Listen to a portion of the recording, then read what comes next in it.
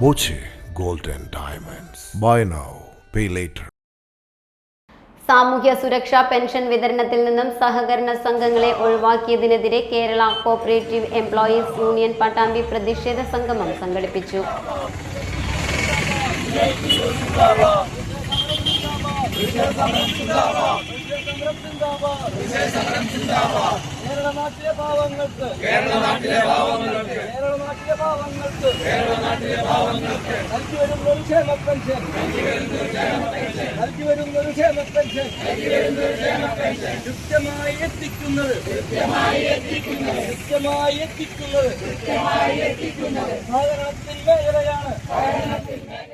CITU ജില്ലാ joint secretary NP Vinayakumar ഉദ്ഘാടനം ചെയ്തു. 600 രൂപയുണ്ടായിരുന്നുള്ളൂ. അന്ന് ബാങ്ക് വഴി പെൻഷൻ വിതരണമാക്കിയല്ലോ. ആ 600 രൂപയുടെ പെൻഷൻ പറ്റാൻ മക്കളോടോ പേരക്കുട്ടികളോടോ അമ്മമാരും മുത്തശ്ശിമാരും പറഞ്ഞാൽ അവർ പോയിട്ട് ആ പൈസ അവിടുന്ന് എടുക്കും.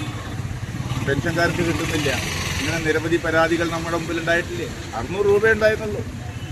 ആ 600 രൂപ പോലും 18 മാസം കുടിശ്ശിക വെച്ചുകൊണ്ട് കൃത്യമായി കൊടുക്കാൻ വേണ്ടി കഴിയാത്തവരാണ്. ഇപ്പോൾ ഓണം വന്നിരിക്കുകയാണ്. ഓണത്തിന് ഏതാനും ദിവസങ്ങളേ ഉള്ളൂ.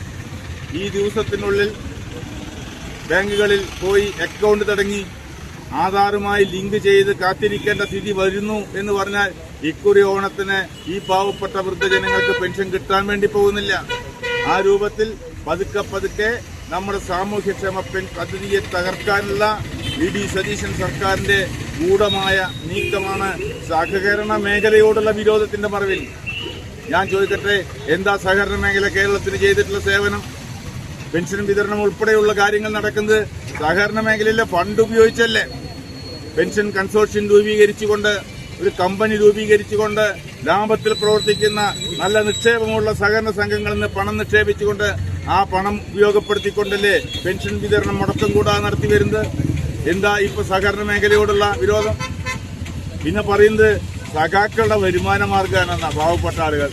ഒരു 100 150 പെൻഷൻ വിതരണം ചെയ്താൽ എത്ര കിട്ടും? 2500, പരമാവധി 5000 രൂപ ഒരു മാസം കിട്ടുന്നതാ. ഇതുകൊണ്ട് ഉപജീവന മാർഗം നടത്താൻ കഴിയും?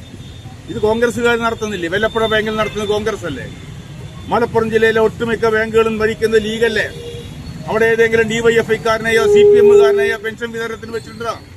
അവിടങ്ങളിലൊക്കെ UDFകാരല്ലേ? അപ്പൊ LDF ഭരിക്കുന്ന ബാങ്കുകളിൽ മാത്രമല്ലല്ലോ, UDF ഭരിക്കുന്ന ബാങ്കുകളിലും പെൻഷൻ വിതരണം നടക്കുന്നുണ്ട്.